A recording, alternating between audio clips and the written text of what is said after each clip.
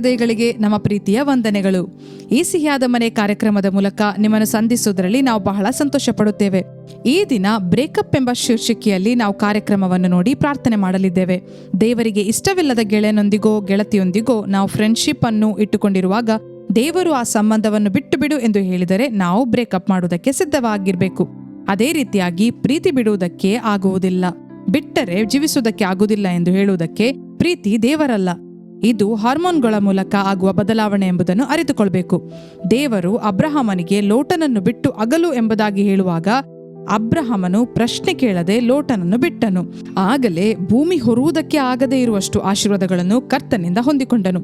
ಇಂದಿಗೂ ಕೂಡ ಯಾವುದೋ ಒಂದು ಸಂಬಂಧವನ್ನು ಬಿಟ್ಟು ಅಗಲು ಎಂಬುದಾಗಿ ದೇವರು ಹೇಳಿದರೆ ನೀವು ಯಾಕೆ ಎಂಬುದಾಗಿ ಪ್ರಶ್ನೆ ಕೇಳದೆ ಕರ್ತನೊಂದಿಗೆ ಹೋರಾಡದೆ ಬಿಟ್ಟು ಬಿಡಿರಿ. ಆಗಲೇ ಕರ್ತನ ಆಶೀರ್ವಾದವು ನಿಮ್ಮಲ್ಲಿ ತಂಗುತ್ತದೆ. ಈಗ ಜ್ಯೋತಿಯ ಕರ್ನಾಟಕ ನೋಡೋಣವಾ?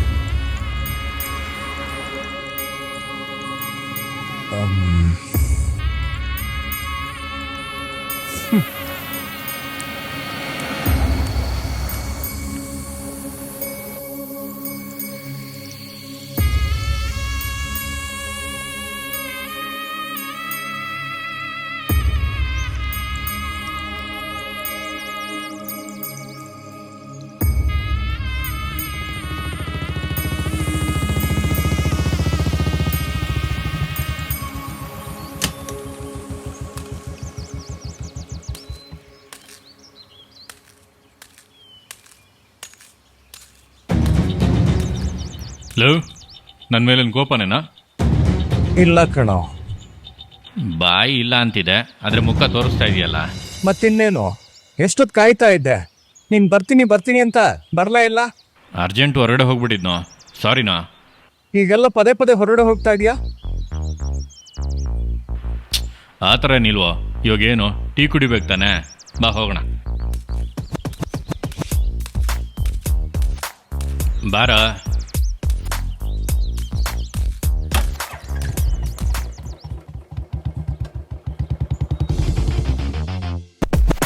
ಹೊಸರಾಗ ಹಾಡಿರಿ ಯೌವನ ಅರಳುವಾಗ, ಮನದ ಕನಸುಗಳು ನನಸಾಗುವು ಕಣ್ಣಿನ ಸಹಾಯದಿ. ಹೊಸರಾಗ ಹಾಡಿರಿ ಯೌವನ ಅರಳುವಾಗ, ಮನದ ಕನಸುಗಳು ನನಸಾಗುವು ಕಣ್ಣಿನ ಸಹಾಯದಿ.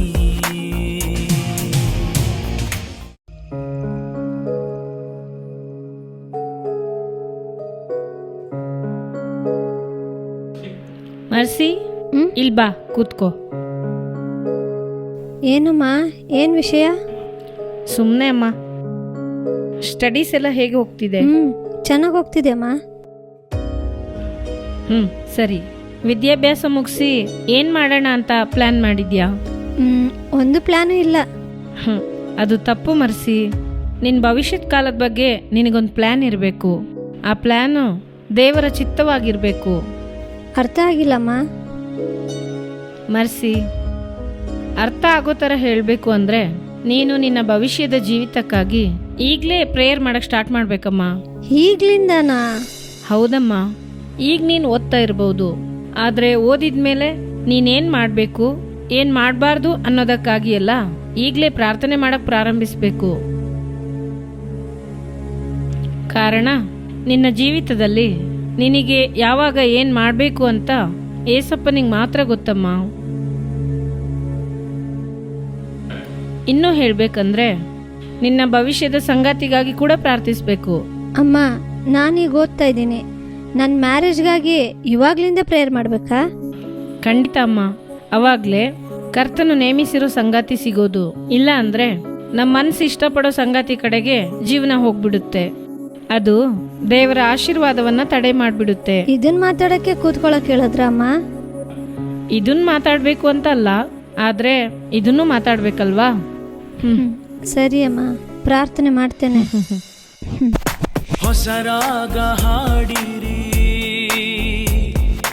ಯೌವನ ಅರಳುವಾಗ ಮನದ ಕನಸುಗಳು ನನಸಾಗುವು ಕಣ್ಣಿನ ಸಹಾಯದಿ.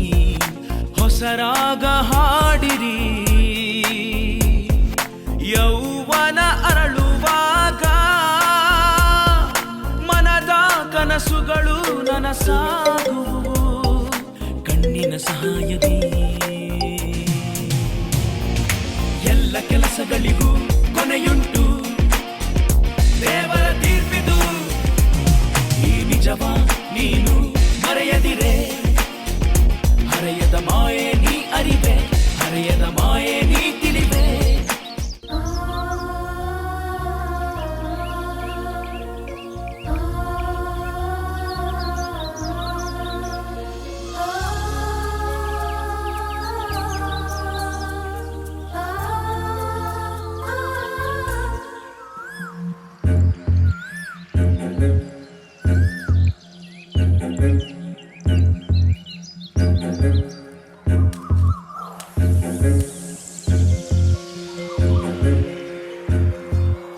ನೀನ್ ಯಾಕೆ ನಾನು ಅವಾಯ್ಡ್ ಮಾಡ್ತಿದ್ಯಾ ಅಂತ ಗೊತ್ತು ಕಣೋ.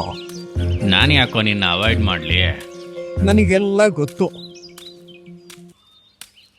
ಇವಾಗ ಯಾಕೆ ನನ್ನ ಜೊತೆ ಜಾಸ್ತಿ ಬರಲ್ಲ, ಯಾಕೆ ನಾನು ಫೋನ್ ಮಾಡಿದ್ರು ತೆಗಿಯಲ್ಲ, ಎಲ್ಲ ಗೊತ್ತು. ಏನು ಗೊತ್ತು? ಸುಮ್ಮನೆ ಏನೋ ಹೇಳ್ಬೇಡ. ಯಾರು?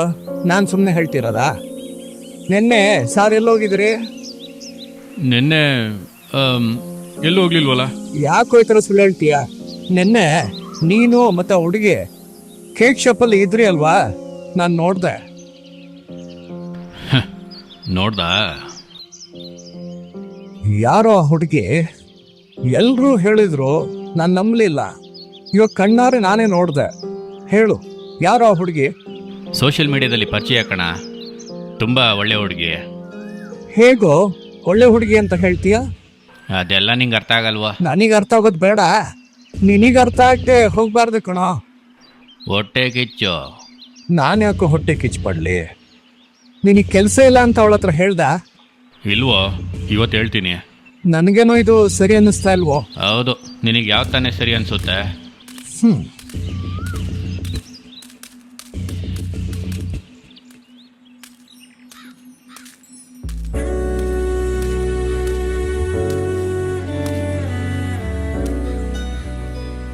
ಏನಾಯ್ತು ನಿನ್ಗೆ? 2 ದಿನದಿಂದ ಮೊಬೈಲ್ ಸ್ವಿಚ್ ಆಫ್ ಮಾಡಿಟ್ಟಿದ್ಯಾ?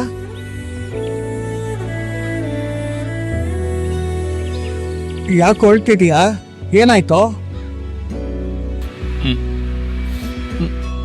ಅವಳು ನನ್ನ ಬಿಟ್ಟು ಹೋಗ್ಬಿಟ್ಲು. ಹೋಗ್ಬಿಟ್ಲಾ? ಏನು ಹೇಳ್ತಿದ್ಯಾ? ಏನ್ ನಡೀತು? ನಾನು ಅವತ್ತು ನಿನ್ನ ಜೊತೆ ಮಾತಾಡ್ಕೊಂಡು ಹೋದ್ನಲ್ಲೋ, ಅವತ್ತು ಅವಳ ಹತ್ರ ಹೇಳ್ದೆ, ನನಗಿನ್ನೂ ಕೂಡ ಕೆಲಸ ಇಲ್ಲ, ಕೆಲಸ ಹುಡುಕ್ತಾ ಇದ್ದೀನಿ, ಕೆಲಸ ಸಿಕ್ಕಿದ ತಕ್ಷಣ ನಾವು ಮ್ಯಾರೇಜ್ ಆಗೋಣ ಅಂತ ಹೇಳ್ದೆ. ಅದಕ್ಕೆ ಅವಳು, ನಿನಗೆ ಕೆಲಸನೇ ಇಲ್ಲ, ನಾನು ನಿನ್ನ ಜೊತೆ ಓಡಾಡ್ತಿರೋದೆ ನೀನು ಒಳ್ಳೆ ಕೆಲಸದಲ್ಲಿರ್ತೀಯ, ಕೈ ತುಂಬ ಸಂಪಾದನೆ ಮಾಡ್ತೀಯ ಅಂತಾನೆ ಲವ್ ಮಾಡಿದೆ. ಕೆಲಸ ಇಲ್ಲದೆ ಇರೋನ್ ಕೈಯಲ್ಲಿ ದುಡ್ಡಿರಲ್ಲ, ದುಡ್ಡಿಲ್ಲದೆ ಇರೋನ್ಗೆ ಪ್ರೀತಿ ಯಾಕೆ? ಸುಮ್ಮನೆ ಬ್ರೇಕಪ್ ಮಾಡ್ಕೊಂಬಿಡೋಣ, ನನ್ನ ಮರ್ತ್ಬಿಡು ಅಂತ ಈಸಿಯಾಗಿ ಹೇಳ್ಬಿಟ್ಟು ಹೋದ್ಲು. ಸರಿ ಬಿಡು, ಫೀಲ್ ಮಾಡಬೇಡ. ಹೇಗೋ ಬಿಡೋಕ್ಕಾಗುತ್ತೆ? ನಾನು ಅವಳನ್ನ ಎಷ್ಟು ಪ್ರೀತಿಸ್ತೆ ಗೊತ್ತಾ? ನನಗೆ ಅವಳನ್ನ ಮರೆಯೋದಕ್ಕಾಗ್ತಾ ಇಲ್ವೋ? ನಿನ್ ಕಷ್ಟ ಅರ್ಥ ಆಗುತ್ತೋ? ನೆಡ್ದಿದ್ದನ್ನೆಲ್ಲ ಮರ್ತ್ಬಿಡು. ನಿನಗೆ ನನ್ನ ಕಷ್ಟ ಅರ್ಥ ಆಗಲ್ವೋ? ಅದಕ್ಕೆ ಈಸಿಯಾಗಿ ಮಾತಾಡ್ತಿದೀಯಾ? ಕಷ್ಟ ನನಗೆ ಅರ್ಥ ಆಗದೆ ಇರ್ಬೋದು, ಆದ್ರೆ ನಿನ್ನ ಹತ್ರ ನನಗೂ ಕಷ್ಟ ಆಗುತ್ತಲ್ವೇನೋ? ನಾನು ನಿನ್ನ ಈ ಥರ ನೋಡೇ ಇಲ್ವೋ? ಪ್ಲೀಸು ಮರೆಯೋದಕ್ಕೆ ಪ್ರಯತ್ನ ಪಡೋ.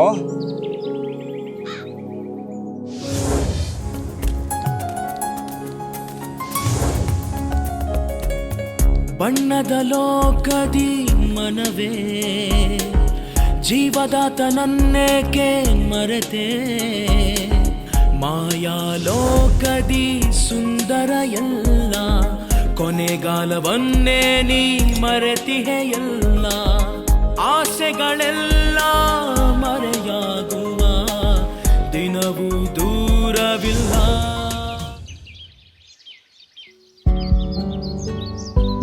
ನಡೆದಿದ್ದನ್ನೆಲ್ಲ ರಮೇಶ್ ಹೇಳ್ದಪ್ಪ. ನಾನು ಮುಂಚೆನೇ ನಿನ್ನ ಹತ್ರ ಹೇಳಿದೆ, ನಿನಗೆ ಮೋಸಗಳನ್ನು ತಡ್ಕೊಳಕ್ಕಾಗದೆ ಹೋಗ್ಬಿಡುತ್ತೆ ಅಂತ. ನೀನು ಆ ಥರ ಆಗಲ್ಲ ಅಂತ ಹೇಳಿದೆ. ನಾನು ಹೇಳಿದ್ದೇ ನಡೀತು ಅಂತ ಹೇಳಕ್ಕೆ ಬರ್ತಿಲ್ಲ. ಏನು ನಡಿಬಾರ್ದು ಅಂತ ಅಂದ್ಕೊಂಡಿದ್ನೋ ಅದೇ ನಡೆದೋಗ್ಬಿಡ್ತು. ಸುರೇಶ್, ಮದುವೆಗೆ ಮುಂಚೆ ಇರೋ ಪ್ರೀತಿಗಿಂತ ಮದುವೆ ನಂತರ ಇರೋ ಪ್ರೀತಿಯನ್ನೇ ಸತ್ಯವೇದ ಅಂಗೀಕರಿಸುತ್ತೆ. ಆದರೆ ಇವತ್ತು ತುಂಬ ಜನ ಮದುವೆಗೆ ಮುಂಚೆ ಇರೋ ಪ್ರೀತಿಯನ್ನೇ ಬಯಸ್ತಾರೆ. ಅದು ಸತ್ಯವೇದನ ತಿಳಿದವರಾಗಿದ್ರು ತಿಳಿದೇ ಇರೋರಾಗಿದ್ರು ಅದನ್ನೇ ಬಯಸ್ತಾರೆ. ನಾನು ನಿನಗೆ ಬೈಬಲಿಂದ ಒಂದು ಹೇಳ್ತೀನಿ. ದೇವರು ಆದಾಮನನ್ನು ಉಂಟು ಮಾಡಿ ಅವನ ಪಕ್ಕೆ ಎಲುಬನ್ನು ಕಿತ್ತು ಆ ಮೂಳೆಯಿಂದ ಹವ್ವಳನ್ನು ಉಂಟು ಮಾಡಿದರು. ಅಂದರೆ ಅವನಿಗೆ ಹೆಂಡತಿಯನ್ನು ರೂಪಿಸಿದ್ರು. ಈಗ ನಿನ್ನ ಪಕ್ಕೆಲುಬನ್ನು ಹೊರಗಡೆ ತೆಗೆದಾಯ್ತು. ಮತ್ತೆ ಒಳಗಡೆ ಇಡಬೇಕು ಅಂದರೆ ಅದೇ ಎಲುಬನ್ನು ಇಟ್ಟರೆ ಮಾತ್ರನೇ ನಿನಗೆ ಚೆನ್ನಾಗಿರುತ್ತೆ. ನಿನಗಿಷ್ಟ ಆಗಿದೆ ಅಂತ ಬೇರೆ ಎಲುಬನ್ನು ತಗೊಂಡಿಟ್ಕೊಂಡ್ರೆ ಆ ಎಲುಬು ನಿನ್ನ ಜೀವನ ಪೂರ್ತಿ ನಿನ್ನ ಚುಚ್ಚುತ್ತಲೇ ಇರುತ್ತೆ. ಸುರೇಶ್, ಅವಳು ನಿನ್ನ ಜೊತೆಗಿದ್ದಿದ್ದು ನಿನ್ನ ಮೇಲಿರೋ ಪ್ರೀತಿಯಿಂದ ಅಲ್ಲ, ನಿನ್ನ ಹತ್ರ ಹಣ ಇರುತ್ತೆ ಅನ್ನೋ ಯೋಚನೆಯಿಂದಲೇ ನಿನ್ನ ಜೊತೆಗೆ ಸುತ್ತಿದ್ಲು. ಇದಕ್ಕೆ ನೀನು ಫೀಲ್ ಮಾಡಬೇಡ. ಅವಳು ನಿನ್ನ ಮ್ಯಾರೇಜ್ ಆಗಿದ್ದರೆ ಜೀವನ ಪೂರ್ತಿ ಫೀಲ್ ಮಾಡಬೇಕಾಗಿತ್ತು. ನಡೆದಿದ್ದನ್ನು ಒಂದು ಕೆಟ್ಟ ಕನಸು ಅಂತ ಅಂದ್ಕೊಂಡು ಮರೆತುಬಿಟ್ಟು ಹೊರಗಡೆ ಬರೋಕ್ಕೆ ನೋಡಪ್ಪ. ನಿನಗೆ ಉಜ್ವಲ ಭವಿಷ್ಯತ್ ಕಾಲ ಇದೆ, ಅದನ್ನು ಕೆಡಿಸ್ಕೋಬೇಡ. ನಡೆದದನ್ನೇ ಯೋಚನೆ ಮಾಡ್ಕೊಂಡು ಚಿಂತಿಸಬೇಡ. ಎಲ್ಲ ಬದಲಾಗುತ್ತೆ, ಒಳ್ಳೆಯದೇ ನಡೆಯುತ್ತೆ.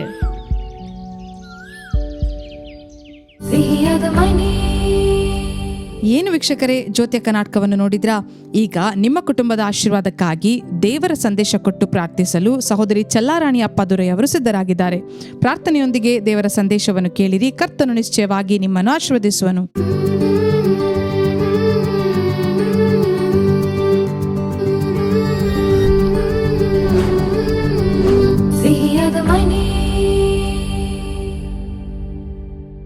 ಕರ್ತನ ನಾಮಕ್ಕೆ ಮಹಿಮೆ ಉಂಟಾಗಲಿ. ಪ್ರಿಯರಾದವರೇ, ದೇವರ ಸೇವೆಯ ಹಾದಿಯಲ್ಲಿ ಒಬ್ಬ ಯವನಸ್ಥ ಸಹೋದರಿಯ ಜೀವಿತದಲ್ಲಿ ನಡೆದಂಥ ಕಾರ್ಯವನ್ನು ನಿಮ್ಮ ಮಧ್ಯದಲ್ಲಿ ಹಂಚಿಕೊಳ್ಳಲು ನಾನು ಇಷ್ಟಪಡುತ್ತೇನೆ. ಒಬ್ಬ ಸುಂದರ ಯವನಸ್ಥ ಹುಡುಗಿ ಹೆತ್ತವರೊಂದಿಗೆ ಪ್ರಾರ್ಥಿಸಿಕೊಳ್ಳಲು ಬಂದಿದ್ದರು. ಅವರ ತಂದೆಯವರು ಹೇಳಿದರು, ತಾಯಿ ಕಣ್ಣೀರಿನೊಂದಿಗೆ ಕೂತುಕೊಂಡಿದ್ದರು. ಆ ಯವನಸ್ಥ ಸಹೋದರಿ ಬಾಯಿ ತೆರೆಯಲಿಲ್ಲ. ತಂದೆ ಏನು ಹೇಳಿದರು ಅಂದರೆ, ನೋಡಿ, ಒಂದು ಬಡತನದ ಕುಟುಂಬದವರೇ ನಾವು, ನನಗೆ 3 ಹೆಣ್ಣು ಮಕ್ಕಳು, ನಾನು ಒಂದು ಚಿಕ್ಕ ಕಂಪನಿಯಲ್ಲಿ ಕೆಲಸ ಮಾಡುತ್ತಿದ್ದೇನೆ. ಈ ಸಂಪಾದನೆಯ ಮೂಲಕವೇ ಒಬ್ಬರ ಸಂಪಾದನೆಯೇ, ಇದರ ಮೂಲಕ ನಾನು ಕುಟುಂಬವನ್ನು ನಡೆಸಬೇಕು. ಅದೇ ರೀತಿ 3 ಮಕ್ಕಳ ವಿದ್ಯಾಭ್ಯಾಸವನ್ನು ನಾನು ನೋಡಬೇಕು. ಹಾಗೆಯೇ ಮಕ್ಕಳ ಭವಿಷ್ಯತ್ತಿಗಾಗಿ ನಾನು ಸೇರಿಸಿ ಎಲ್ಲ ಕಾರ್ಯವನ್ನು ಮಾಡಬೇಕು. ಈ ರೀತಿಯೆಲ್ಲ ಪ್ರೀತಿಯ ಸಹೋದರ ಹೇಳುತ್ತಿದ್ದರು. ಮಕ್ಕಳನ್ನು ಕಷ್ಟಪಟ್ಟು ನಾನು ಬೆಳೆಸುತ್ತಿದ್ದೇನೆ. ಮಕ್ಕಳ ಬಳಿ ಪ್ರತಿದಿನವೂ ಹೇಳುತ್ತೇನೆ, ಕಷ್ಟಪಟ್ಟು ಸಂಪಾದನೆ ಮಾಡುವ ನನ್ನ ಒಬ್ಬನ ಸಂಪಾದನೆಯಲ್ಲಿ ಎಲ್ಲವನ್ನು ನೋಡಬೇಕು. ಆದ್ದರಿಂದ ನೀವು ಎಚ್ಚರವಾಗಿರಿ, ದೇವರ ಸಮ್ಮುಖದಲ್ಲಿ ನೀತಿವಂತರಾಗಿರಿ, ವಿದ್ಯಾಭ್ಯಾಸದಲ್ಲಿ ಒಳ್ಳೆಯ ಗಮನ ಸಲ್ಲಿಸಿ ಎಂದು ಹೇಳುತ್ತೇನೆ. ನೋಡಿರಿ, ನನ್ನ ಹಿರಿಮಗಳು ಈ ರೀತಿ ಬದಲಾಗುತ್ತಾಳೆ ಎಂದು ನಾನು ಅಂದುಕೊಳ್ಳಲಿಲ್ಲ ಎಂದು ತಂದೆ ಹೇಳಿದರು. ಕಾಲೇಜಿನಲ್ಲಿ ಓದುವಂಥ ಮತ್ತೊಬ್ಬ ಸಹೋದರನ ಪ್ರೀತಿಯನ್ನು ನಂಬಿಬಿಟ್ಟರು. ಆದ್ದರಿಂದ ನೋಡಿರಿ, ಆ ಸಹೋದರನ ಮೇಲೆ ಪ್ರೀತಿ ಇಟ್ಟದ್ದರಿಂದ, ಸಹೋದರ ಸಹೋದರಿ ಒಬ್ಬರಿಗೊಬ್ಬರು ಪ್ರೀತಿಸಿದ್ದರಿಂದ ಈ ರೀತಿ ಕೆಲವು ತಿಂಗಳುಗಳು ವರ್ಷಗಳು ಆದವಂತೆ ಇದು ಹೆತ್ತವರಿಗೆ ತಿಳಿಯದು. ಆದರೆ ತಂದೆ ಹೇಳಿದಂಥ ಒಂದು ಕಾರ್ಯ ನೋಡಿರಿ, ಎಷ್ಟೋ ತಿಂಗಳುಗಳಿಂದ ಪ್ರೀತಿ ಮಾಡಿಕೊಂಡು ಇದ್ದಾರೆ. ಇದರ ನಿಮಿತ್ತ ನೋಡಿರಿ, ತಪ್ಪಾದ ಕಾರ್ಯಗಳು ನಡೆದು ಹೋದವು. ಇಂತಹ ಪರಿಸ್ಥಿತಿಯಲ್ಲಿ ನನ್ನ ಮಗಳು ಆ ಸಹೋದರ ತುಂಬ ಪ್ರೀತಿಯನ್ನು ತೋರಿಸಿದ್ದಾರೆ ಎಂದು ಕುಟುಂಬದ ಎಲ್ಲ ಕಾರ್ಯಗಳನ್ನು ಹಂಚಿಕೊಂಡಿದ್ದಾರೆ. ಮನೆಯ ಪರಿಸ್ಥಿತಿ, ನನ್ನ ತಂದೆ ತುಂಬ ಕಷ್ಟಪಟ್ಟು ನನ್ನನ್ನು ಓದಿಸುತ್ತಿದ್ದಾರೆ ಎಂದು ಎಲ್ಲವನ್ನು ಹೇಳಿದ್ದಾಳೆ. ಇದನ್ನು ತಿಳಿದ ಕೂಡಲೇ ನೋಡಿರಿ, ಅಷ್ಟು ಪ್ರೀತಿಯಾಗಿದ್ದ ಸಹೋದರ ಈ ಸಹೋದರಿಯ ಬಳಿಯಿಂದ ದೂರವಾದನು. ಆ ಪ್ರೀತಿ ಕೊರತೆಯಾಯಿತು. ಈ ಸಹೋದರಿಗೆ ನೋಡಿರಿ, ಆ ಪ್ರೀತಿ ಬದಲಾದದ್ದರಿಂದ ಅಧಿಕವಾದ ದುಃಖ ವೇದನೆ. ಮತ್ತೆ ಆ ಸಹೋದರನನ್ನು ಹೋಗಿ ನೋಡುವಾಗ ಆ ಸಹೋದರ ಏನು ಹೇಳಿದರೆಂದರೆ, ನೀನು ಮತ್ತೆ ಬಂದು ನನ್ನನ್ನು ತೊಂದರೆ ಮಾಡಿದರೆ ನಿನ್ನನ್ನು ಕುರಿತಾಗಿ ತಪ್ಪಾದ ಕಾರ್ಯಗಳನ್ನು ನಾನು ಎಲ್ಲರಿಗೂ ಹೇಳುತ್ತೇನೆ. ಆ ರೀತಿ ಹೇಳಿದ್ದರಿಂದ ಆ ಸಹೋದರನನ್ನು ಮತ್ತೆ ಹೋಗಿ ನೋಡಲು ಆಗಲಿಲ್ಲ. ಈ ಸಹೋದರಿ ಅದನ್ನು ಸಹಿಸಿಕೊಳ್ಳಲಾಗದೆ ಎದುರು ನೋಡಿದಂಥ ಪ್ರೀತಿ ಆ ಸಹೋದರನ ಬಳಿಯಿಂದ ಸಿಗಲಾಗದೆ ತಡೆಯಾದ್ದರಿಂದ ಆ ಸಹೋದರಿ ಬಾಧಿಸಲ್ಪಟ್ಟ ಪರಿಸ್ಥಿತಿಯಲ್ಲಿ ನಾನು ಕಾಲೇಜಿಗೆ ಹೋಗುವುದಿಲ್ಲ ಅಂದಳು. ನಿದ್ದೆ ಮಾಡುವುದಿಲ್ಲ, ಸರಿಯಾಗಿ ಊಟ ಮಾಡುವುದಿಲ್ಲ, ಮಾನಸಿಕ ಒತ್ತಡಕ್ಕೆ ಗುರಿಯಾದ್ದರಿಂದ ಈಗ ಆಸ್ಪತ್ರೆಯಲ್ಲಿ ಚಿಕಿತ್ಸೆ ತೆಗೆದುಕೊಳ್ಳುತ್ತಿದ್ದಾಳೆ. ಆ ಚಿಕಿತ್ಸೆಯ ಖರ್ಚು ನನಗೆ ಹೆಚ್ಚಾಗಿದೆ. ಆದ್ದರಿಂದ ಈ ದಿನದಲ್ಲಿ ನೀವು ಅವಳಿಗೆ ಆಲೋಚನೆ ಹೇಳಿ ಪ್ರಾರ್ಥಿಸಬೇಕು ಎಂದು ಕರೆದುಕೊಂಡು ಬಂದಿದ್ದರು. ಪ್ರಿಯರಾದವರೇ, ಈ ಒಬ್ಬ ಸಹೋದರಿ ಮಾತ್ರವಲ್ಲ, ಸೇವೆಯ ಹಾದಿಯಲ್ಲಿ ಈ ರೀತಿ ಮನುಷ್ಯನ ಪ್ರೀತಿಯನ್ನು ನಂಬಿ ಮನುಷ್ಯರ ಪ್ರೀತಿಯನ್ನೇ ಆಧಾರ ಮಾಡಿಕೊಂಡು ಮೋಸ ಹೋದಂಥ ಸಹೋದರ ಸಹೋದರಿಯರು ಪ್ರಾರ್ಥಿಸಿಕೊಳ್ಳಲು ಬಂದಂಥ ಎಷ್ಟೋ ಜನರನ್ನು ಕುರಿತು ನಾನು ಹೇಳಬಹುದು.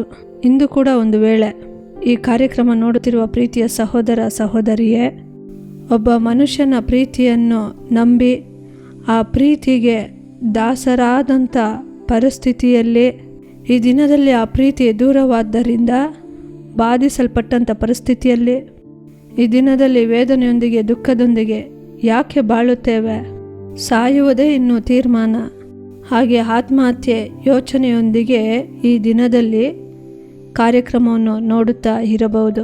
ಒಂದು ವೇಳೆ ಇಂತಹ ಪರಿಸ್ಥಿತಿಯಲ್ಲಿ ಮಕ್ಕಳನ್ನು ಕುರಿತು ವೇದನೆಯೊಂದಿಗೆ ಈ ದಿನದಲ್ಲಿ ಪ್ರೀತಿಯ ಹೆತ್ತವರು ನೀವು ಕಾರ್ಯಕ್ರಮ ನೋಡುತ್ತಾ ಇರಬಹುದು.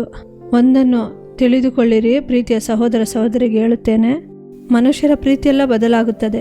ಕರ್ತನ ಪ್ರೀತಿಯೇ ನಿಜವಾದ ಪ್ರೀತಿ. ಕರ್ತನ ಪ್ರೀತಿಯೇ ಸ್ಥಿರವಾದ ಪ್ರೀತಿ. ಆದ್ದರಿಂದ ದೇವರ ಪ್ರೀತಿಯನ್ನು ಬಯಸಿರಿ ಎಂಬ ವಾಕ್ಯದ ಪ್ರಕಾರ ಕರ್ತನ ಪ್ರೀತಿಯನ್ನು ಮಾತ್ರ ಬಯಸಿರಿ. ಕೆಲವರು ಹೇಳುತ್ತಾರೆ, ಇಂದು ನನ್ನ ಕುಟುಂಬದ ಪರಿಸ್ಥಿತಿಯ ನಿಮಿತ್ತವಾಗಿ ನನಗೆ ಒಳ್ಳೆಯ ಒಂದು ಉದ್ಯೋಗವನ್ನು ಹುಡುಕಿ ಕೊಡುತ್ತೇನೆ ಎಂದು ಹೇಳಿದರು. ನಾನು ನಿಮಗೆ ಈ ಕಾರ್ಯದಲ್ಲಿ ಸಹಾಯ ಮಾಡುತ್ತೇನೆ ಎಂದು ಹೇಳಿ ಅವರು ಮಾಡುವ ಸಹಾಯ, ಅವರು ನನಗೆ ಸಪೋರ್ಟಾಗಿ ಇರುತ್ತಾರೆ. ಏಕೆಂದರೆ ನನ್ನ ಪರಿಸ್ಥಿತಿ ಹಾಗೆ ಇದೆ, ನನಗೆ ಬೇರೆ ಮನುಷ್ಯರ ಸಹಾಯವಿಲ್ಲ, ಸಪೋರ್ಟಿಗೆ ಮನುಷ್ಯರಿಲ್ಲ, ಉನ್ನತ ಅಧಿಕಾರದಲ್ಲಿರುವಂಥ ಈ ಅಧಿಕಾರಿಗಳ ಸಹಾಯವೆಲ್ಲ ನನಗೆ ಬೇಕೆಂತಲೇ ಇವರೊಂದಿಗೆ ಸ್ನೇಹ ಮಾಡಿದೆ. ಈ ದಿನದಲ್ಲಿ ಅವರ ಪ್ರೀತಿ ಬದಲಾಗಿ ನಾನು ಬಾಧಿಸಲ್ಪಟ್ಟಿದ್ದೇನೆ ಎಂದು ಹೇಳಬಹುದು. ಏಕೆಂದರೆ ಲೋಕದಲ್ಲಿ ಕಷ್ಟದಲ್ಲಿ ಇದ್ದೇನೆ, ಒಂದು ಇಕ್ಕಟ್ಟು ಸಮಸ್ಯೆಯಲ್ಲಿ ಹೋರಾಟದಲ್ಲಿ ಇದ್ದೇನೆ. ಈ ಸಹೋದರಿ ನಿನಗೆ ಸಹಾಯ ಮಾಡುತ್ತೇನೆ ಎಂದು ಹೇಳಿದರು. ಇಲ್ಲ, ಈ ಸಹೋದರ ಸಹಾಯ ಮಾಡುತ್ತೇನೆ ಎಂದು ಹೇಳಿದರು. ನಿನ್ನೊಂದಿಗೆ ಇರುತ್ತೇನೆ ಎಂದು ಹೇಳಿದರು. ಆದ್ದರಿಂದಲೇ ಅವರೊಂದಿಗೆ ಇದ್ದೆ, ಪ್ರೀತಿಯನ್ನು ತೋರಿಸಿದೆ ಎಂದು ಮೋಸ ಹೋದೆ. ಆ ರೀತಿ ಹೇಳುವವರು ಉಂಟು. ನಿಜವೇ, ಮನುಷ್ಯರ ಪ್ರೀತಿಯೆಲ್ಲ ಬದಲಾಗುತ್ತದೆ.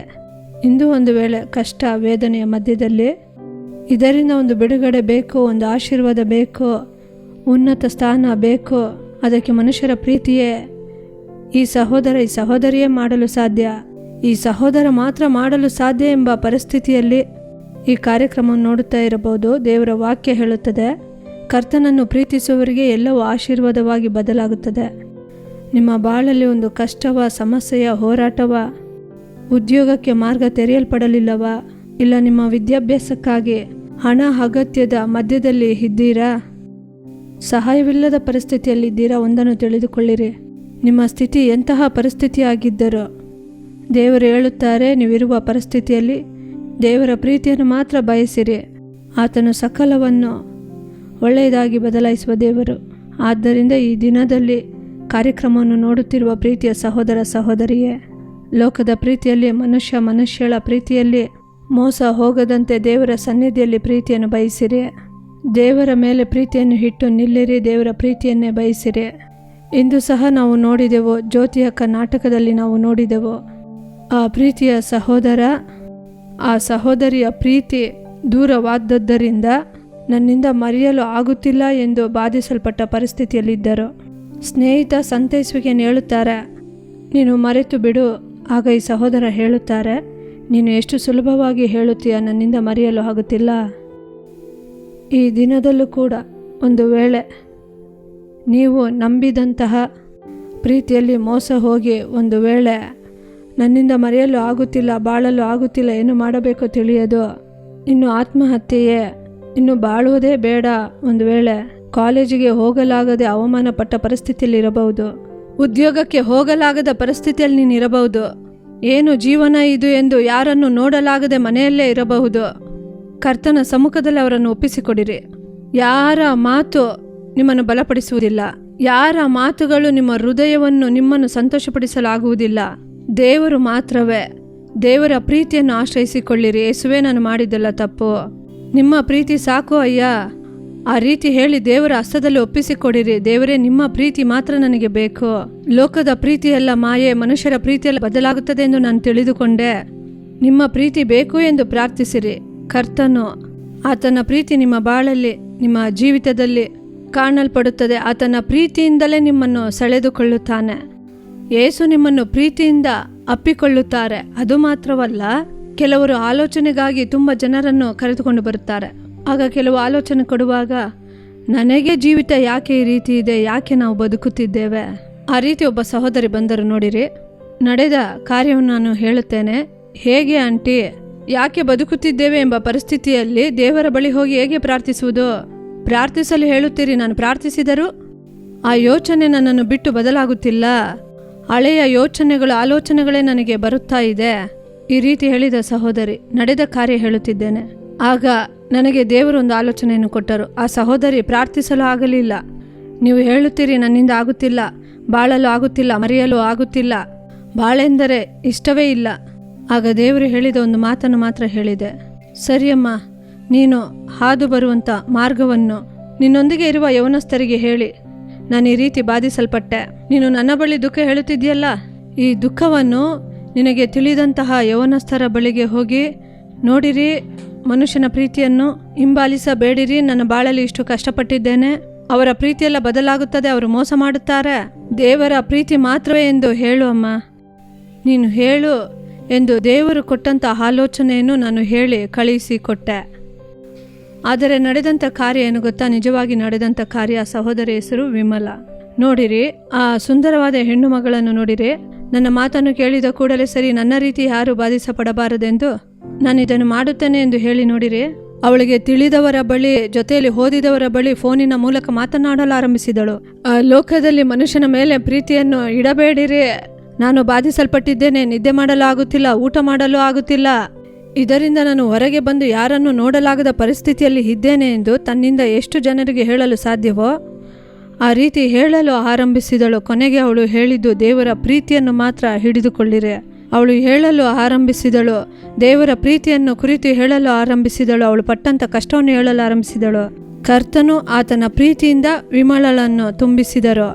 ದೇವರ ಸಮ್ಮುಖದಲ್ಲಿ ತಾನು ಅನುಭವಿಸಿದಂಥ ಕಷ್ಟವನ್ನು ಹೇಳಿದ್ದು ಮಾತ್ರವಲ್ಲ, ಒಂದು ಮಾತನ್ನು ಹೇಳಿದಳು, ಎಲ್ಲರ ಪ್ರೀತಿ ಬದಲಾಗುತ್ತದೆ, ದೇವರ ಪ್ರೀತಿ ಮಾತ್ರ ಬದಲಾಗದು.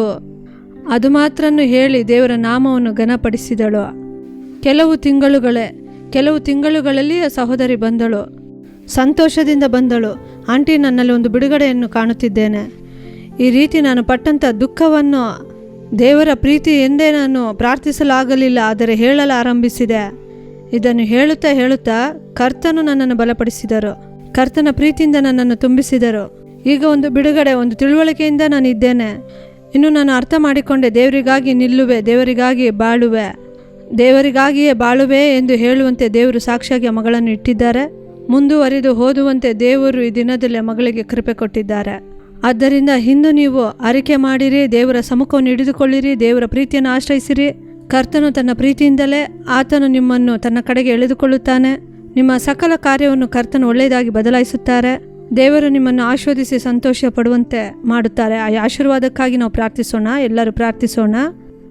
ಸ್ತೋತ್ರ ಮಾಡುತ್ತೇವಪ್ಪ, ಈ ದಿನದಲ್ಲಿ ನಿಮ್ಮನ್ನು ಸ್ತೋತ್ರ ಮಾಡುತ್ತೇವೆ, ನಿಮ್ಮನ್ನು ಸ್ತುತಿಸುತ್ತೇವಪ್ಪ. ಲೋಕದ ಪ್ರೀತಿಯಿಂದ, ಮನುಷ್ಯರ ಪ್ರೀತಿಯಿಂದ ಅಪ್ಪ ಮೋಸ ಹೋಗಿರುವಂತಹ ಈ ದಿನದಲ್ಲಿ ಬಾಧಿಸಲ್ಪಟ್ಟಿರುವಂಥ ಸಹೋದರ ಸಹೋದರಿಗಾಗಿಯೇ ನಿಮ್ಮ ಮುಖವನ್ನು ದೃಷ್ಟಿಸಿ ಪ್ರಾರ್ಥಿಸುತ್ತೇವೆ. ದೇವರೇ, ನಿಮ್ಮ ಪ್ರೀತಿಯನ್ನು ಅರ್ಥ ಮಾಡಿಕೊಳ್ಳದೆ ಮನುಷ್ಯರ ಪ್ರೀತಿಯನ್ನು ಆಶ್ರಯಿಸಿಕೊಂಡು ಈ ದಿನದಲ್ಲಿ ವೇದನೆಯೊಂದಿಗೆ ಬಾಳನ್ನು ಅಗೆ ಮಾಡುತ್ತಿರುವಂತಹ ದೇವರೇ, ಊಟ ಮಾಡಲಾಗದೆ, ಓದಲಾಗದೆ, ನಿದ್ದೆ ಮಾಡಲಾಗದೆ, ಉದ್ಯೋಗಕ್ಕೆ ಹೋಗಲಾಗದೆ, ಸಮಾಧಾನದಿಂದ ಇರಲಾಗದಂತೆ ಇರುವ ಒಬ್ಬೊಬ್ಬರನ್ನು ನಿಮ್ಮ ಹಸ್ತದಲ್ಲಿ ಒಪ್ಪಿಸಿಕೊಟ್ಟು ಪ್ರಾರ್ಥಿಸುತ್ತೇವಪ್ಪ. ನಿಮ್ಮ ಪ್ರೀತಿ ಅವರ ಮೇಲೆ ಸುರಿಸಲ್ಪಡಲಿ. ಅಪ್ಪ, ಈ ಜೀವಿತವನ್ನು ನನ್ನಿಂದ ಕಳೆಯಲು ಆಗುತ್ತಿಲ್ಲ ಎಂದು ತವಕ ಪಡುತ್ತಿರುವಂಥ ಒಬ್ಬೊಬ್ಬರನ್ನು ಯೇಸುವೆ ಅಪ್ಪ ನಿಮ್ಮ ಹಸ್ತದಲ್ಲಿ ಒಪ್ಪಿಸಿಕೊಡುತ್ತೇವಪ್ಪ. ಪ್ರೀತಿ ಉಳ್ಳ ದೇವರ ಪ್ರೀತಿಯು ಅಪ್ಪ ಒಬ್ಬೊಬ್ಬರ ಮೇಲೆ ಹಾಕಲ್ಪಡಲಿ. ಅಪ್ಪ, ನಿಮ್ಮ ಪ್ರೀತಿಯಿಂದ ಅವರನ್ನು ಸೆಳೆದುಕೊಳ್ಳಿರಿ. ನಿಜವಾಗಿಯೇ ನಾನು ದೇವರ ಪ್ರೀತಿಯಿಂದ ಬಲಗೊಂಡೆ. ಕರ್ತನು ನನಗೆ ಬಿಡುಗಡೆ ಕೊಟ್ಟರು, ನನ್ನನ್ನು ಬಲಪಡಿಸಿದರು. Thank you lord. ಅಪ್ಪ, ನಿಮಗೆ ವಂದನೆ ದೇವರೇ.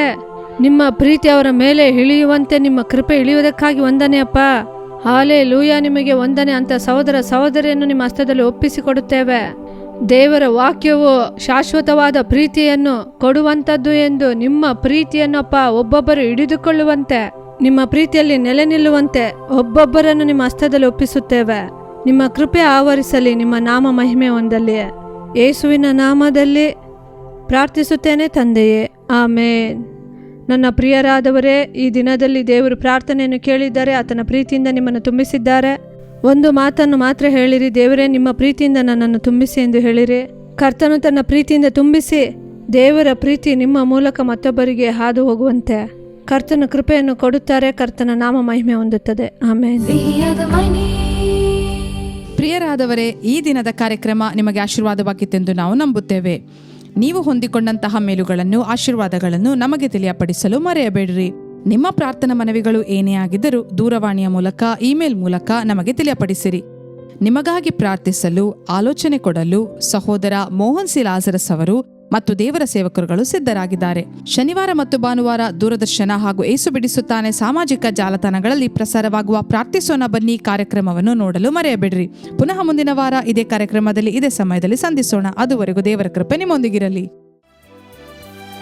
For further details and prayer support, Jesus Redeems Ministries, Nalamavadi, Thuthukudi District, 628-211. Our phone number 080-3545-4545. God bless you.